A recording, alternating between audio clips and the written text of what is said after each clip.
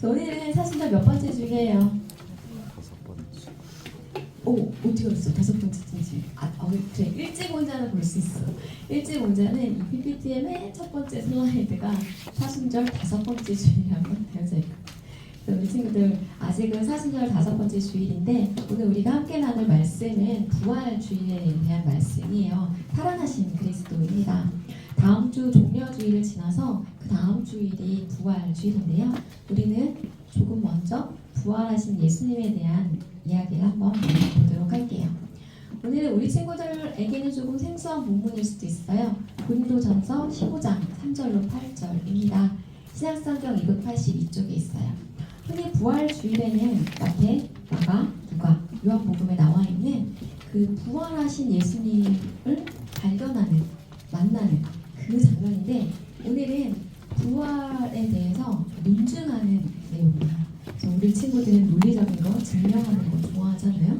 바울은 부활을 어떻게 증명하는지 거기에 대한 이야기를 해보도록 하겠습니다. 고린도전서 15장 3절로 8절입니다. 고정 신약성경 282쪽에 있어요. 저와 교독하도록 할게요. 내가 받은 것을 먼저 너희에게 전하였노니 이는 성경대로 그리스도께서 우리 죄를 위하여 죽으시고 장사 지낸 바 되셨다가 성경대로 사흘 만에 다시 살아나사 게바에게 보이시고 후에 12 제자에게와 그 후에 500여 형제에게 일시에 보이셨나니 그 중에 지금까지 대상은 살아있고 어떤 사람은 잠들었으며 그 후에 야고보에게 보이셨으며 그 후에 모든 사도에게와 맨 나중에 만삭되지 못하여 나란 자 같은 내게도 보이셨느니라. 아멘. 부활이라는 단어를 들으면 누군가는 되게 실제로 당연하고 이런 것이겠지만 또 누군가에게는 굉장히 뜬구름 잡는 얘기고 그게 어떻게 그럴 수 있어? 말도 안 돼. 라는 생각을 가질 수도 있어요. 우리 친구들은 어느 쪽에 속하는지 굉장히 궁금합니다. 왜냐하면 이 부활이라는 것은 기독교에 있어서 굉장히 중요한 어떤 것이기 때문이에요. 잘 알고 있는 것처럼 부활은 죽은 자가 다시 생명을 얻어서 되살아나는 것이죠. 근데 이것은 우리가 흔히 공포 영화에서 보는 그런 좀비와 같은 그런 것이 아니라는 것을 알 수 있어요. 이 부활은 어떤 것이냐?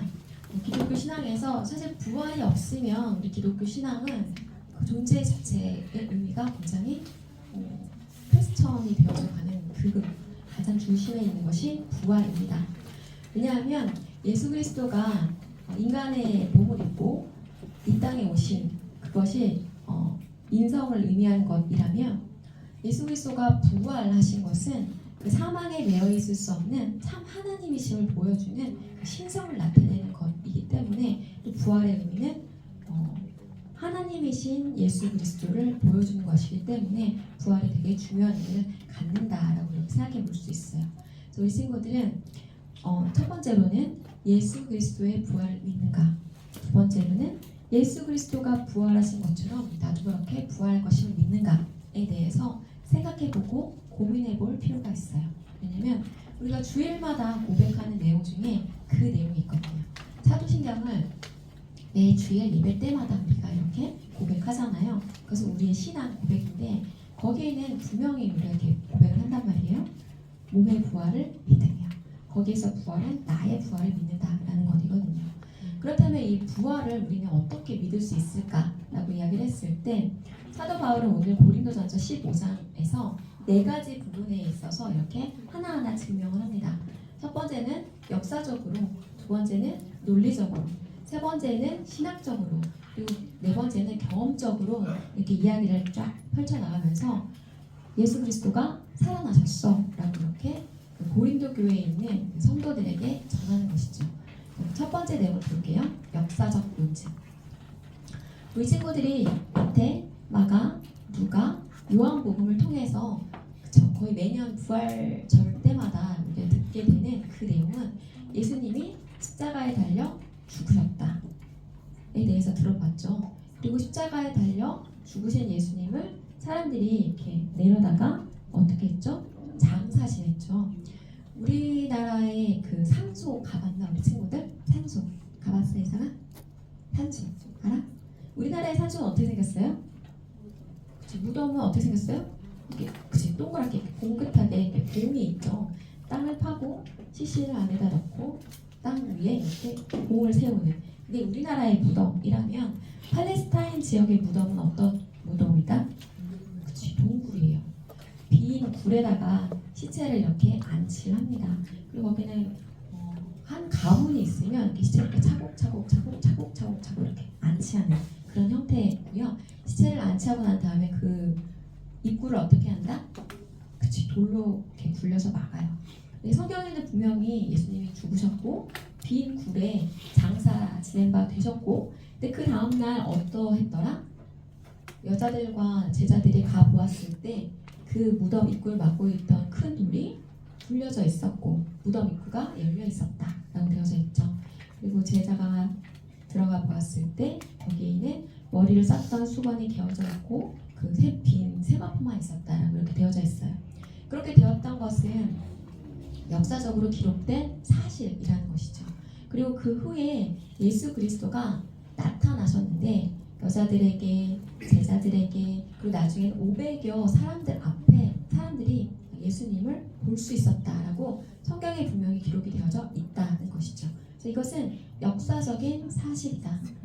예수 그리스도가 죽으셨고 장사와 지낸 바 되셨고 다시 살아나셨고 사람들 앞에 나타나신 것은 역사적으로 분명한 일이야 라고 이렇게 고린도 교회 사람들한테 이야기를 하는 것이죠. 두 번째로는 논리적으로 이렇게 이야기를 해요. 만약에 부활이 없다면 그리스도의 부활도 없겠지. 그리고 그리스도의 부활이 없다면 우리가 믿는 것도 헛것이고 우리의 구원도 없고 우리의 죄사함도 없어 라고 이렇게 이야기를 하는 것이죠. 그래서 우리가 믿는 것이 무엇이냐라고 이야기를 했을 때 쫙 그 키워드로 설명했던 거 기억나나요? 예수 그리스도의 왔다 가심을 우리가 계속해서 이야기를 하고 있죠. 자, 첫 번째 성육신이 무엇이었죠? 성육신. 우리 유교 교육 받은 친구들은 얘기를 해야 되는데 성육신이 뭐냐? 완전한 신이신 예수 그리스도가 완전한 인간의 몸으로 이 땅에 오셨죠. 그렇게 인간의 몸으로 오신 예수 그리스도가 이 땅에 오셔서 행하셨던 중요한 사건이 있는데 그게 뭐다? 뭘 하기 위해 이 땅에 오셨죠?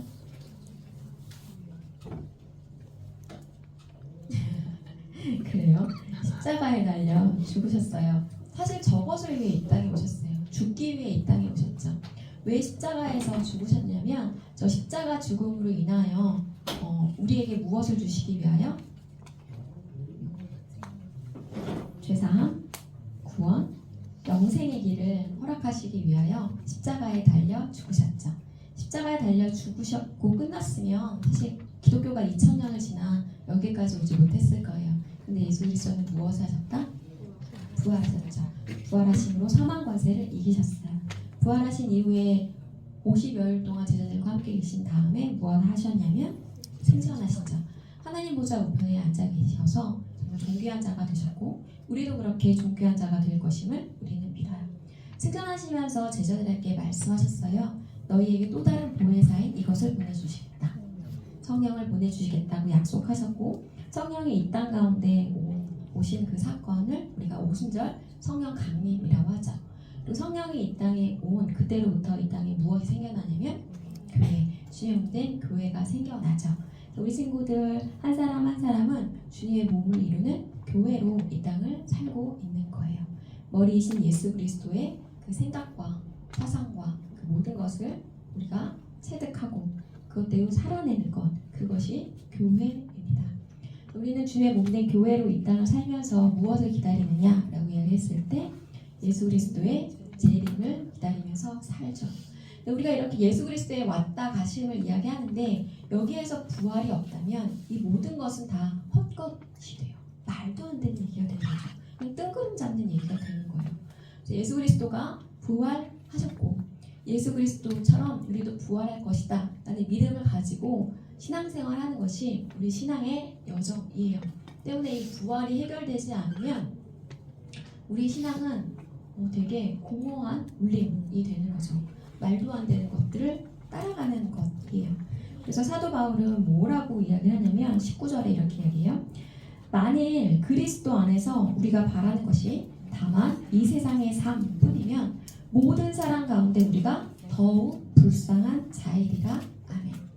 우리가 교회를 다니고 예수님을 믿고 신앙생활을 하면서 부활을 믿지 못하고 이 세상의 삶만을 향하여 나아간다면 그것을 향하여 공부를 하고 취직을 하고 결혼을 하고 집을 넓혀가고 자동차가 3대가 4대가 되고 막 높은 시에 올라가고 하는 것만이 나의 어떤 그 목표치에 있다면 모든 사람 가운데 우리가 제일 불쌍한 사람이 돼.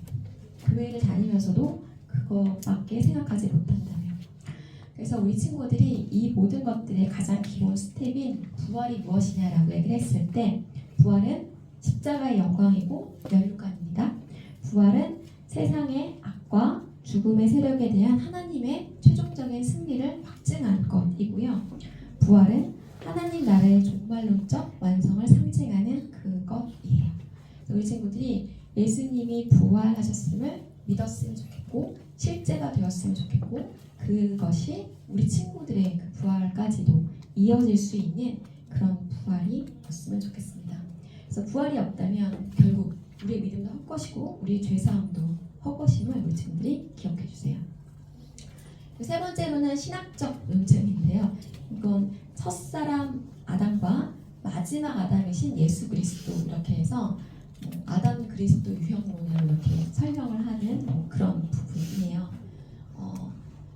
최초의 사람이 누구죠? 아담이죠. 근데 그 아담이 로 인하여 아담의 그 어떠함으로 인하여 이 세상에 무엇이 들어오게 되었냐면 창세기 3장에 죄가 들어오게 되었죠. 한 사람의 그 불순종, 무엇에 대한 불순종이었냐면 동산나무에 있는 모든 열매는 다 먹어도 되지만 그 중앙에 있는 선악을 알게 하는 나무만은 먹지 말아라 하신 그 한 센텐스를 순종하지 못한 그 불순종으로 인해서 죄가 들어왔죠. 그것으로 인하여 죄의 싹은 사망이기에 이 세상은 사망의 이렇게 지배를 받게 되는 그런 상황에 놓이게 되었죠. 하지만 마지막 아담이신 예수 그리스도, 완전한 인간이신 예수 그리스도의 온전한 순종으로 인하여 십자가에 달려 죽고 싶은 사람이 누가 있겠어요. 하지만 그렇게 해야 하기에 하셨던 그 순종으로 인하여 우리에게 영생의 길, 구원의 길을 열어주시게 됩니다. 그리고 대표성의 원리라고 해요. 한 사람 아담의 한 범죄로 인하여 모든 인류가 정죄함을 받게 되었다면 마지막 아담이신 예수 그리스도의 한 의로운 행위, 십자가에 달려 죽으신 그 행위로 인하여 우리 모든 사람들은 그것을 믿기만 하면 의인으로 여김받는 그 길을 허락해 주셨습니다. 그리고 아담이 불순종의 어떤 그 아이콘이라면 예수 그리스도는 이제 순종의 아이콘이 되신 것이죠. 그래서 우리가 살고 있는 이 세상은 여전히 어딘가 부족하고 어그러져 있고 사망이 지배하고 좀 어딘가 좀 뭔가 마음에 안 드는 그런 세상에 살고 있는 것이 맞아요. 하지만 우리에게는 어떤 그 목표치 바라보고 있는 곳이 있어요. 그것은 하나님이 우리에게 제시해 주신 하나님의 나라였거든요. 하나님의 통치가 이루어지는 하나님의 나라. 여기서 또 한번 복습을 해볼게요. 나라를 이루는 3요소.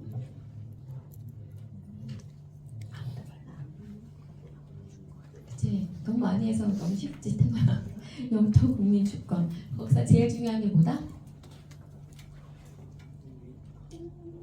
땡. 가장 중요한 건 주권이었어요. 영토와 국민이 같더라도 누가 다스리냐가 달라지면 그 나라 자체가 달라진다고 이야기를 했었어요. 고구려, 조선, 대한민주주의공화국 그런 것처럼 누가 다스리냐가 중요한데 똑같이 우리의 삶도 이 세상을 살고 있는 우리도 바뀐 것이 없다 할지라도 하나님이 다스린다면 그것은 하나님의 나라. 하나님이 다스리시지 않는다면 그것은 마귀가 다스리는 것이에요. 내가 다스리는 것이에요. 근데 내가 다스리는 것이 아니라 하나님이 다스리시는 하나님의 나라를 우리는 소망하며 꿈꾸며 이 사회의 삶을 살아가는 것입니다. 그리고 그러한 결과가 무엇이냐? 생명 안에서 우리가 왕노릇할 것이다 라는 것이죠.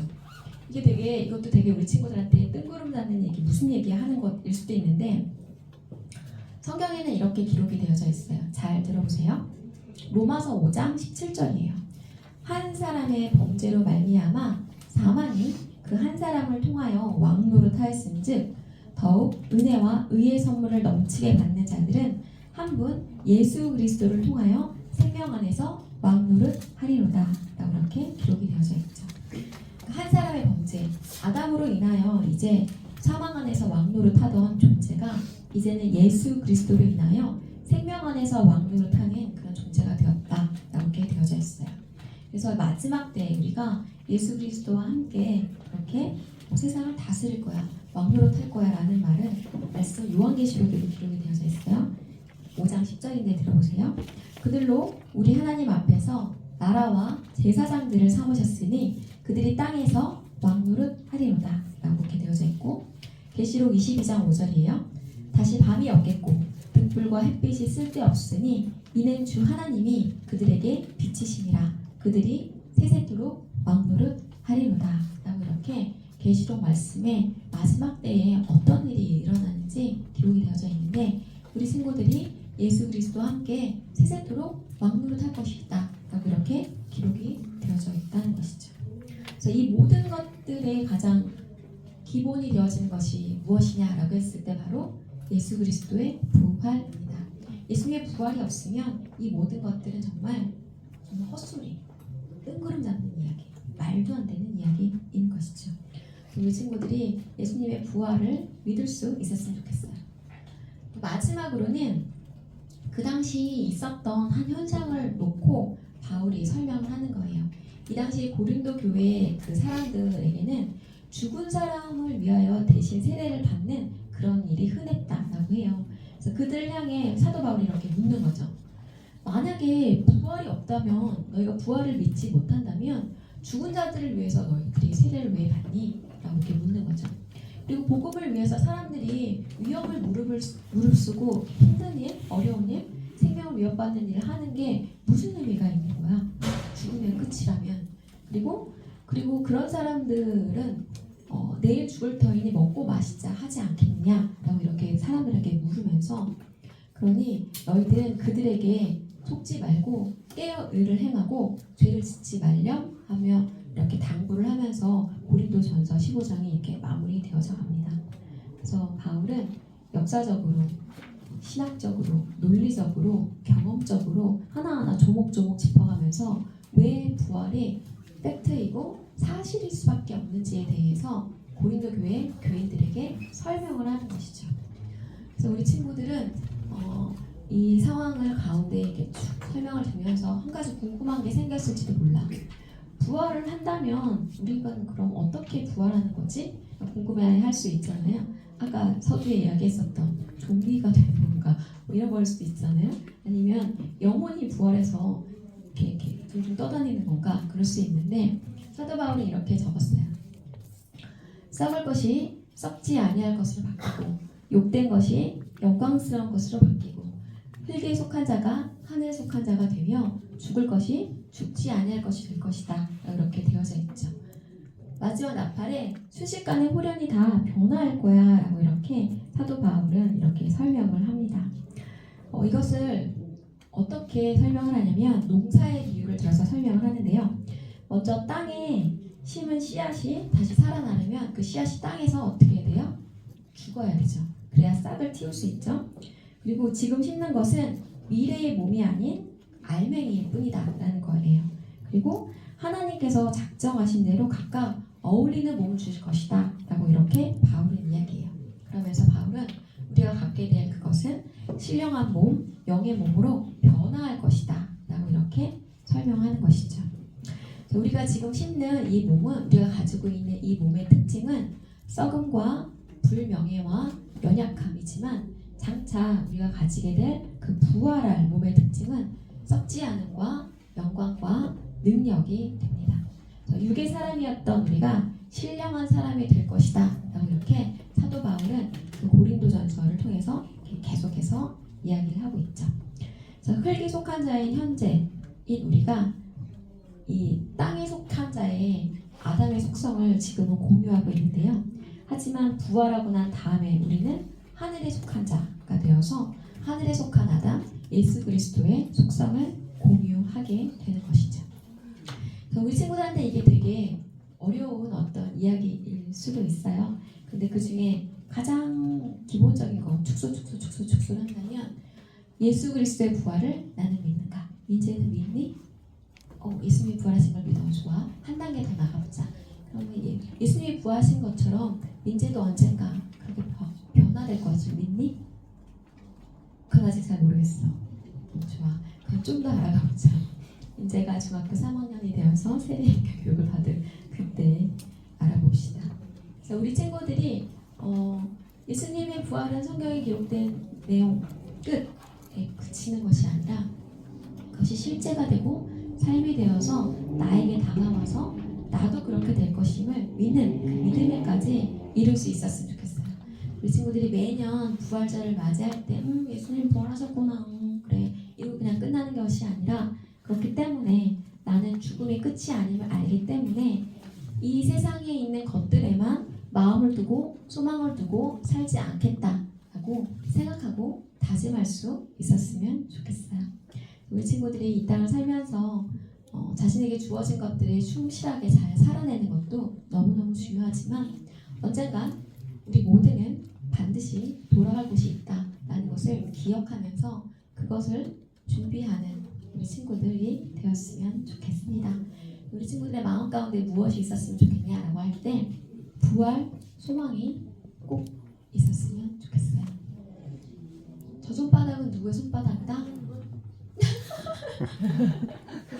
귀엽기는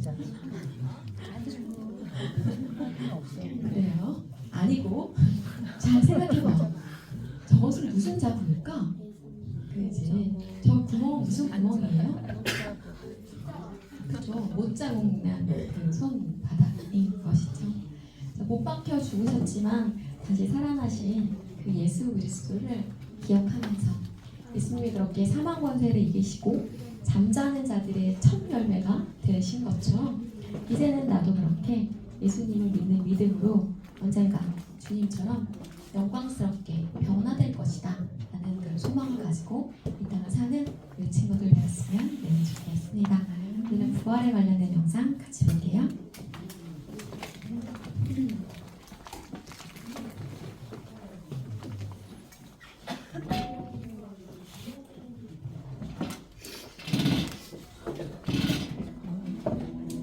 It was supposed to be a day of mourning, a day of defeat. It was a day for the critics and skeptics to point the finger with smug satisfaction and declare, your Savior was a fraud. His death has proven it. He is buried, he is gone, and he will be forgotten.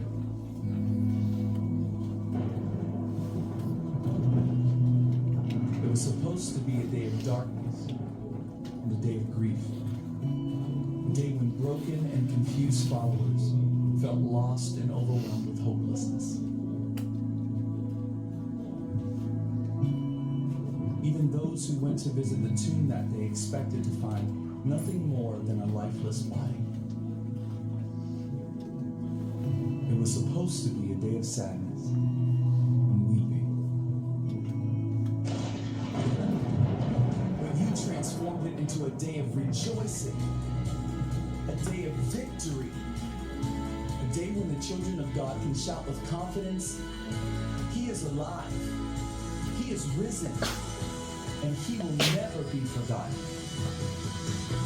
This day has driven out all darkness and grief, erased all sin and shame. A day when followers of the true Savior are flooded with purpose, promises, and hope. This day echoes through the halls of history as the day our King crushed the head of the snake, tore through the chains of death itself, and claimed mankind for His kingdom. Tears of despair have become tears of overwhelming joy. for the Lord Jesus Christ has made this day of sorrow into a day of worship.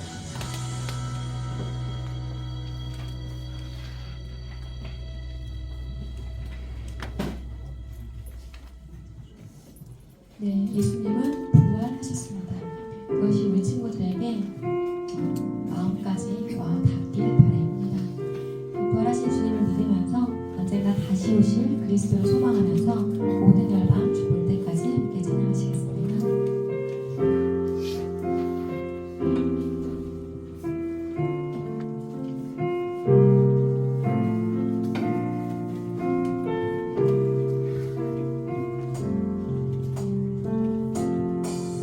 내는 주의 영광을 보내 우리 가운데 계신 주님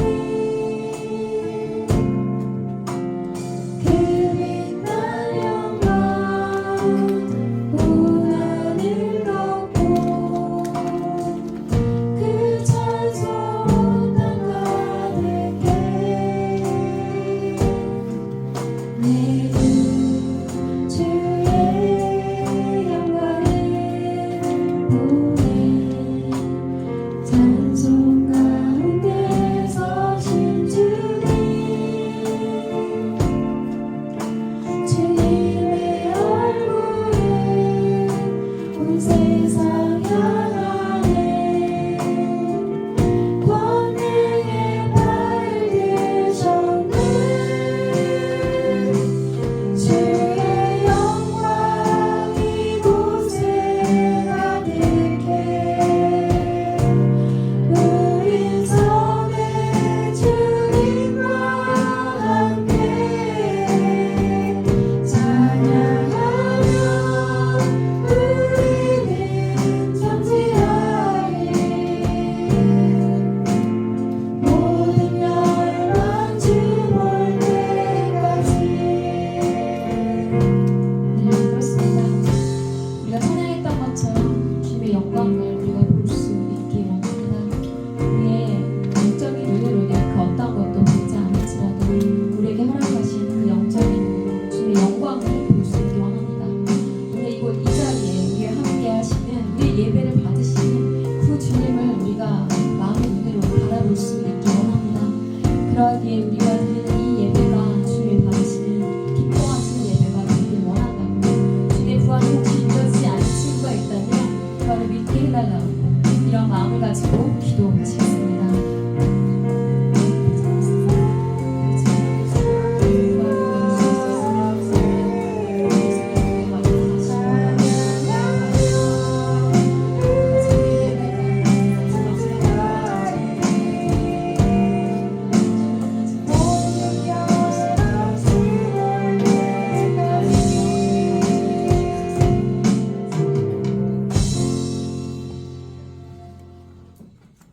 부활하신 주님을 찬양합니다. 아버지, 오늘 우리가 이 자리에 모여서 주님 앞에 예배를 드리러 나왔습니다. 아버지, 우리의 예배를 바라보며 참 안타까운 마음이 들기도 합니다. 우리는 진정으로 예배를 드리고 있는가? 마음과 뜻과 정성을 다하여 예배를 드리고 있는가? 신령과 진정으로 예배를 드리고 있는가? 아버지 뒤돌아보기 원합니다. 어쩌면 우리가 들어야 할 설교 중에서 가장 중요한 말씀이 부활하신 예수 그리스도에 대한 이야기일 것입니다. 하지만 이것이 아직 믿어지지 않는 친구들도 있을 것이고 예수님의 부활은 부활이고 나의 부활은 아직 모르겠다 하는 친구도 있을 것입니다.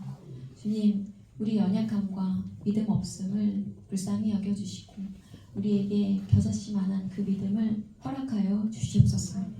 그래야 예수 그리스도의 부활을 믿게 하여 주시고 예수님이 부활하신 것처럼 우리도 언젠가 그렇게 변형된 몸으로 바뀔 것임을 우리 친구들이 깨닫게 하여 주시고 믿을 수 있게 하여 주시옵소서. 아버지, 예배 자리로 나와왔지만 잠시 잠깐 앉았다 가는 것이 아니기 원합니다.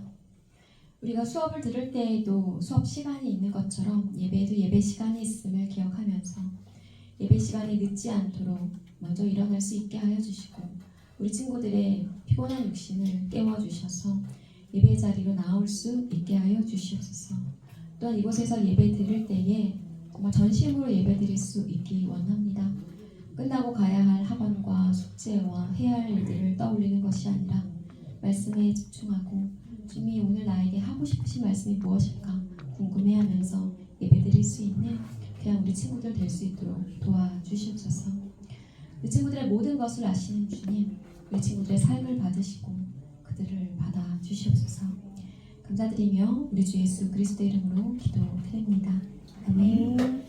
목마른 사슴과 함께 찬양하시며 봉헌하시겠습니다.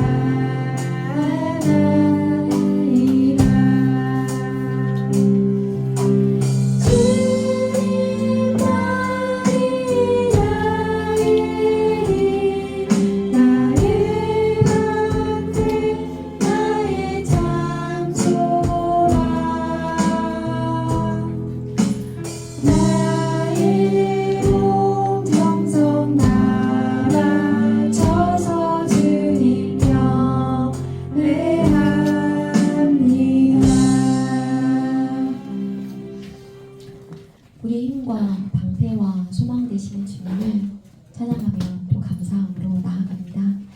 아버지, 우리가 무엇이 안돼 우리를 택하시고 부르셔서 하나님의 자녀 삼아주시고 우리에게 수많은 것들을 허락하셔서 일상을 정말 부족함 없이 살아가게 하신 그 은혜에 감사드립니다. 우리 친구들이 이 마음을 가질 수 있기 원합니다. 당연하다고 그렇게 여기는 것이 아니라 모든 것들에 대해서 감사함으로 받고 긍정적으로 기쁨으로 살아가는 귀한 우리 친구들 되게 하여 주시옵소서.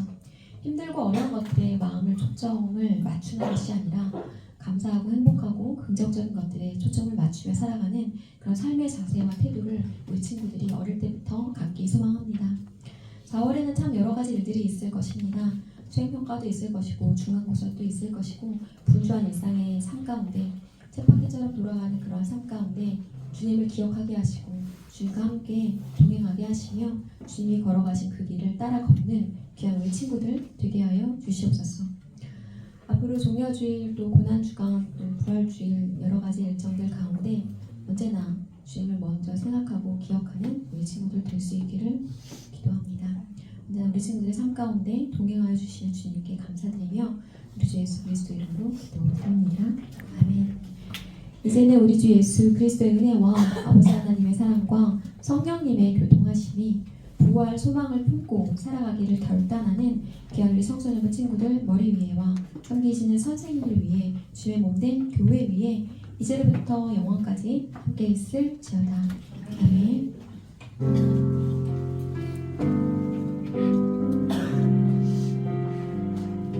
자, 다음 주가 무슨 주일이다?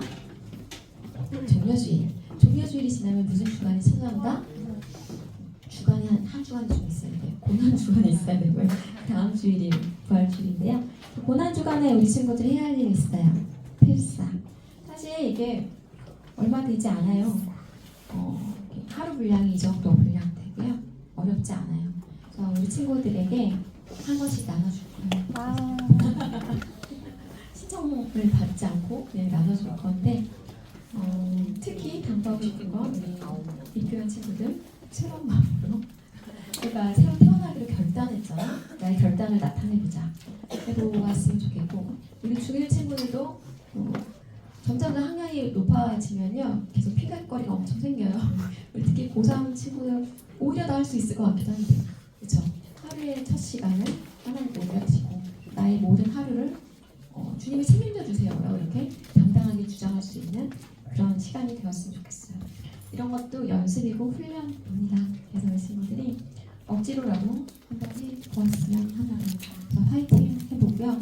이번 주 다음 주에 걸쳐서 나눠줄 거고 미리 시작하고 싶은 친구들은 미리 해도 돼요. 그리고 고난 주간에 딱 맞춰서 할 친구들은 그렇게 해도 되고요. 어제나 그랬던 것처럼 잘 채워져 내면 또 소소한 보상이 있으니 잘했으면 좋겠습니다.